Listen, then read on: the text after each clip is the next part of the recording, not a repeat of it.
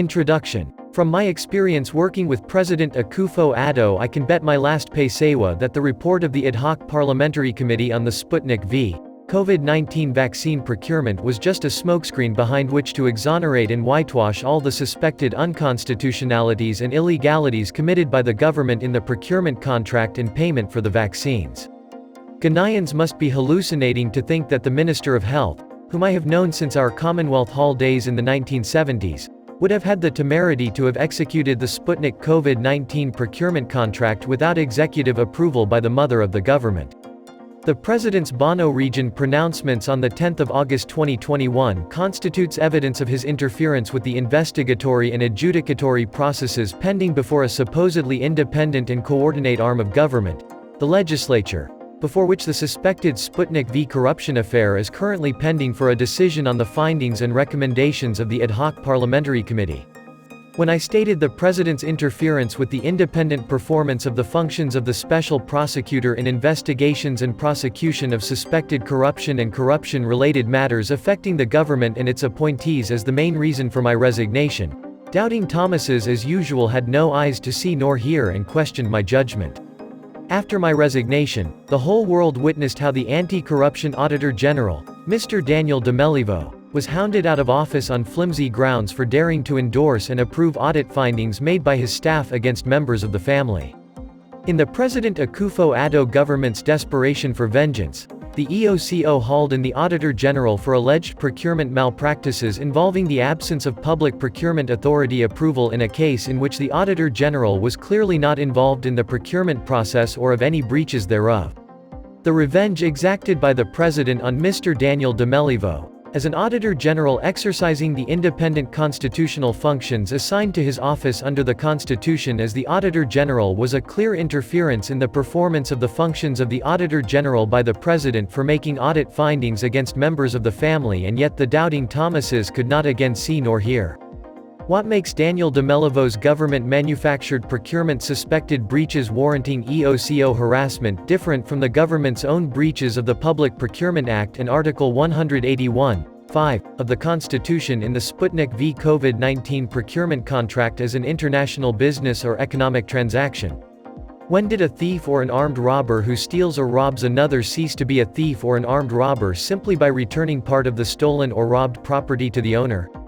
Does the alleged refund of the sum of $470,000 out of the initial unlawful part payment by cousin co-president and Minister of Finance, of a sum of $2,850,000 render constitutional and legal the initial payment including the 20,000 doses of the Sputnik V COVID-19 vaccines delivered by Sheikh Ahmed Al Maktoum, representing $380,000 of the unconstitutional international business and economic procurement transaction?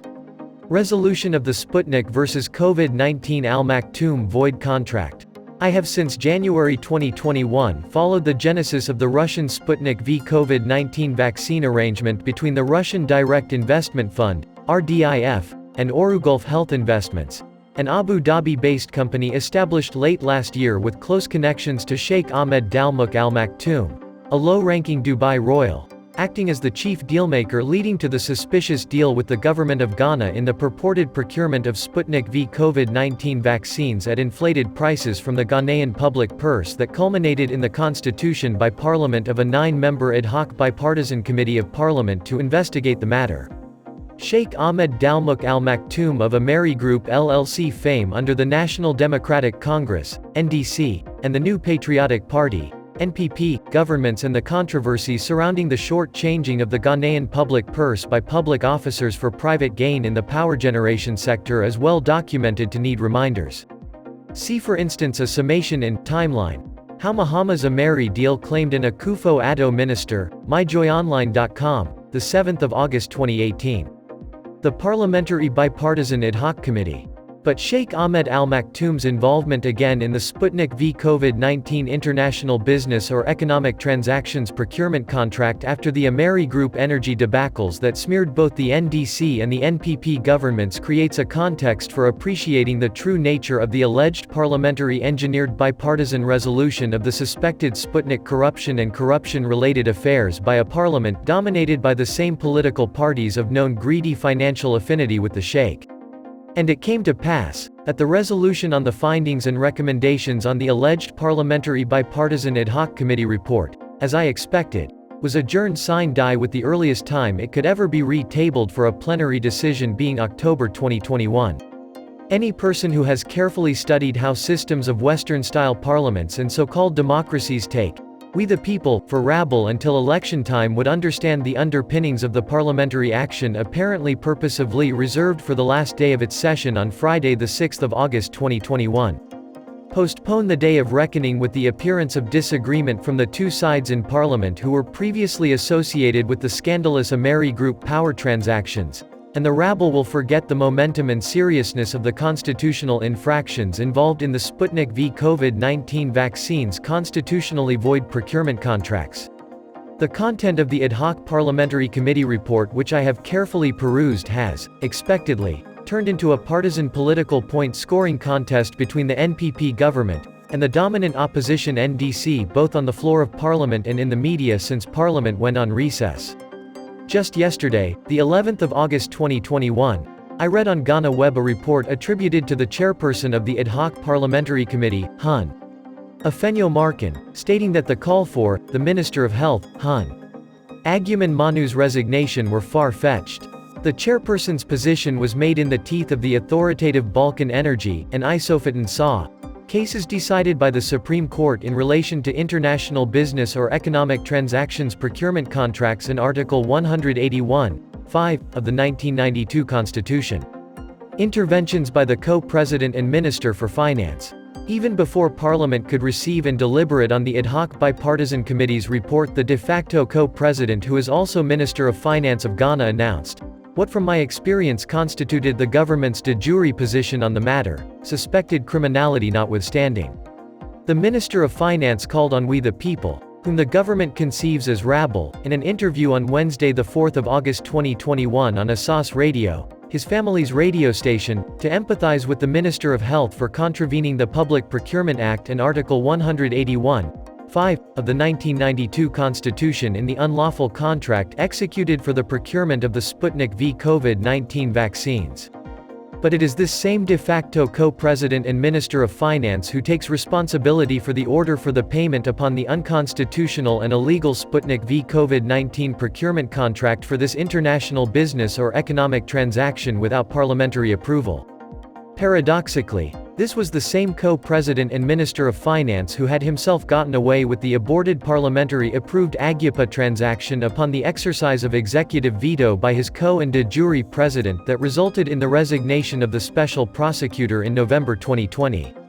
In an earlier interview, the de facto co-president and Minister of Finance gave to a Norwegian journalist in June 2021 his language in response to the interrogatories from the Norwegian journalist was couched in terms of the royal we, meaning he was speaking on behalf of the Akufo-Addo government. Part of that interview is republished in audio on Joy News and Adam News under the heading, Sputnik Contract, Norwegian Investigative Journalist's Interview with Ofori Atta. The reader may wish to affirm the facts and the authoritative pronouncements made by the co-president and Minister of Finance on behalf of the Ministry of Health, the Minister of Finance, and the government as a collective. Any rational and patriotic Ghanaian who did not, therefore, reasonably foresee the President's position on this matter after the pronouncements of the co-president and Minister of Finance at the two interviews has not analytically followed the policy and decision-making history of this government. The final interfering endorsement by President Akufo-Addo of the Sputnik affairs. It came as no surprise to me when President Nana Akufo-Addo, as mother of his government, finally endorsed on Tuesday the 10th of August 2021. His de facto co-president and Minister of Finance's pronouncements and announcements when during engagements in the Bono region. The president said his government acknowledged and appreciated the exceptional commitment and support of Mr. Ignatius Bafor Awuah, the Minister of Employment and Labor Relations, and Mr. Kwaku Agyeman-Manu, the Minister for Health. The president, as reported by the Ghana News Agency, GNA, to have said his government would forever be grateful to the two ministers and the chiefs and people of the region as a whole, and assured he would accordingly ensure the region equally benefited from the sharing of the national cake. President Nana Akufo-Addo is also reported by the GNA to have said that he was aware Mr. Agyeman-Manu was going through serious public criticism in the midst of the coronavirus disease, COVID-19, pandemic, but his general contribution in managing the disease in the country was exceptional and laudable. Never be fooled that this was intended as a joke. Within the scheme of the 1992 Constitution's separation of powers doctrine, the executive branch was unfortunately given control over the public purse for the operations of the two other coordinate and supposedly independent arms of government, the legislature and the judiciary. The representative electoral democratic system enshrined in the Constitution has made any legislature dominated by the ruling government an appendage of the executive chariot because of the executive's power to dispense patronages of ministerial and other appointments to members of parliament and the political party structures evolved by the two dominant political parties, the NPP and the NDC, over the years of their existence. The executive branch's controlling powers over the allocations from the public purse to the judicial branch, its appointment, and promotion of justices, judicial officers and quasi-judicial officers at all levels of the judicial and law enforcement structures puts the executive branch in the position of an invisible ever-present sword of Damocles operating, and hanging over, and possibly influencing the inarticulate major premise for decision-making of those charged with investigating and dispensing justice.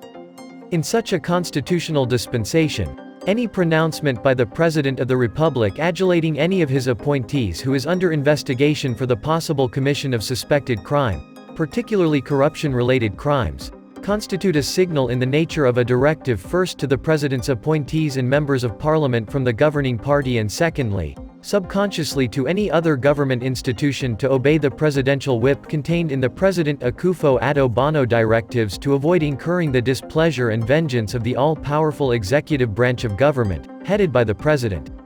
Conclusions. The fight against corruption and greed generally has become an empty and instrumental clarion call for the two major political parties in Ghana for conning we the people to exhibit our genuine dislike and disdain for corruption and corrupt politicians by voting at the next polls to change the incumbent government to enable any of the two rivals in opposition for the time being, to also have a bite at the corruption cheer as government. It happened at the 2000 elections. It happened at the 2008 elections. It happened again at the 2016 elections. And they look forward to conning we the people again at the 2024 elections. This is, therefore, the time for all patriotic Ghanaians to wake up and with open eyes, cease to be like Thomas whose eyes could not see at this crucial moment of our dear nation's history that requires each of us to sacrifice to defend the 1992 Constitution and put Ghana first.